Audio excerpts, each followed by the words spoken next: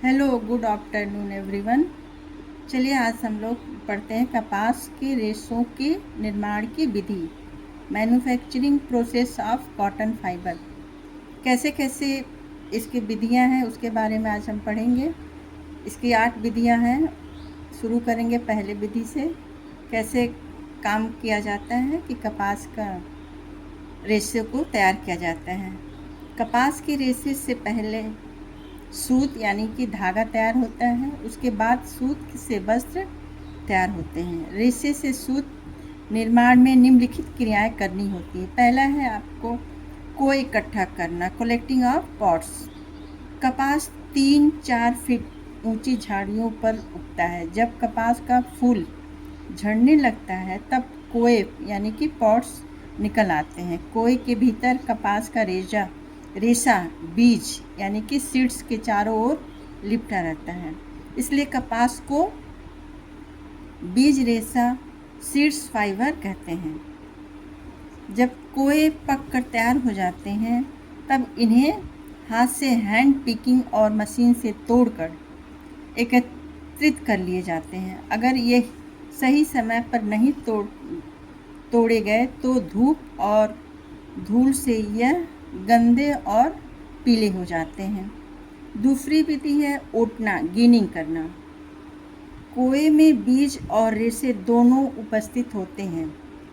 बीज अलग करने की प्रक्रिया को गिनिंग या ओटनी कहते हैं। कपास को ओटने की क्रिया 3 प्रकार से की जाती है। पहला है आपका हाथ ओटनी, हैंड गिन। दूसरा छड़ और ओटनी, रॉड एंड प्लैंक मेथड। तीसरा है मशीन ओटनी, मशीन गिनिंग मशीन के द्वारा रेशे और अशुद्धियाँ इम्प्यूरिटीज अलग हो जाते हैं।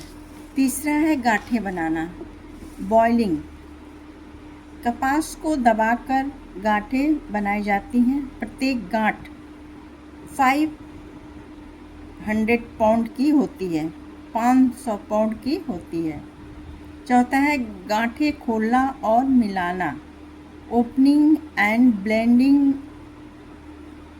गांठें को ढीला करना ही गांठ खोलना कहलाता है।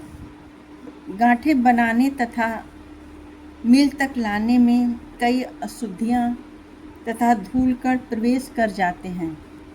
गांठों को आपस में मिलाना, सफाई करना, सुलझाने आदि कार्य 3 प्रकार की मशीन, ब्रेकर, इंटरमीडिएट तथा फिनिशर द्वारा किया जाता है। गांठों की पट्टियों को ओपनर में डाला जाता है, जिससे रेशे 10-15 गुना ज़्यादा फूल जाते हैं। गांठों को आपस में मिलाने, सफाई करने का काम मशीन द्वारा चलता रहता है, जिसके बाद साफ रुई की 1 इंच मोटी और 40 इंच चौड़ी चादर लैप तैयार होती है। अब 5वां है कॉर्डिंग करना यानी कि धुलाई करना। यह प्रक्रिया रेशे को बिल्कुल साफ करके लंबे समांतर बनाने के लिए की जाती है। मशीन में कांटेदार हुक होते हैं, जिनके द्वारा कपास को गुजारने पर रेशे उसमें फंस जाते हैं और खींचकर समांतर हो जाते हैं। इन रेशों को एक बड़ी की फनल से गुजारा जाता है, जिसमें यह दबकर गोल पट्टी कॉड सिल्वर के रूप में बाहर निकलते हैं। अब यह पट्टी कताई स्पिनिंग हेतु तैयार हो जाती है। इस गोलाकार पट्टी से अच्छे किस्म के वस्त्रों का निर्माण होता है। छठा है कंघी करना, कॉम्बिंग। इस प्रक्रिया से छोटे रेशे अलग हो जाते हैं और बाकी बचे रेशे समांतर पैरेलल हो जाते हैं।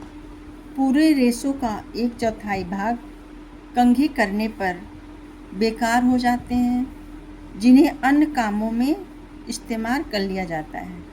जो रेशे बचते हैं वह लंबे स्टेपल उत्तम गुणवत्ता के होते हैं।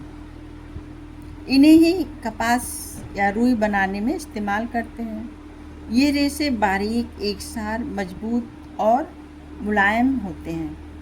इस प्रकार कॉर्डिंग विधि से जो पुनिया तैयार होती है उन्हें ही कॉम्ब सलाइवर कहते हैं। इससे उत्तम कोट के मुलायम तथा मजबूत वस्त्र बनाए जाते हैं। छोटे रेशे निम्न कोट के वस्त्र बनाने के काम आते हैं। जो छोटे रेशे रहते हैं उनसे हम निम्न कोट के वस्त्र बनते हैं। 7वां है पूनी बनाना, सिल्वरिंग।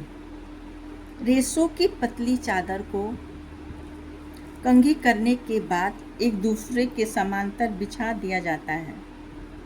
इसके बाद इन्हें हल्का सा खींचकर और घुमाव देकर 1 इंच चौड़ी और 6 से 7 इंच लंबी पुनिया बनाई जाती है। इससे रेशे आपस में सटकर और ज़्यादा कॉम्पैक्ट यानी सघन हो जाते हैं। 8वां है कताई और बुनाई, स्पिनिंग एंड वीविंग। कताई करने पर पर्याप्त ऐंठन दी जाती है जिससे मजबूत धागा बनता है। इन धागों को बॉबिन, स्पूल, लच्छी, बॉल के रूप में समेट लिया जाता है। कताई के पश्चात वस्त्र की बुनाई शुरू होती है। विभिन्न प्रकार की बुनाई से विभिन्न प्रकार के वस्त्र बनते हैं, जैसे सादी बुनाई से लॉन्ग क्लॉथ, मलमल और कॉम्बिंग बनता है। ट्विल बुनाई से डेनिम और जींस का कपड़ा बनता है। अब है 9वां रंगाई और परिसज्जा, डाइनिंग एंड फिनिशिंग। बुने हुए वस्त्रों को कई रंग की डाई से रंगा जाता है और उसके बाद विभिन्न प्रकार की परिसज्जा दी जाती है ताकि कपड़ों की सुंदरता बढ़े और जो कमियां कपड़े में उपस्थित है उन्हें खत्म किया जा सके। सूती वस्त्र में स्टार्च देना, रोएं साफ करना, ब्लीच करना, मॉइस्चराइजिंग आदि परिसज्जाएं दी जाती हैं। ये रहा आप कपास से रेशे बनाने की विधियाँ। अब ख़त्म होता है मेरा ये कपास बनाने की विधियाँ। अगले कल मिलेंगे, तब तक के लिए गुड बाय।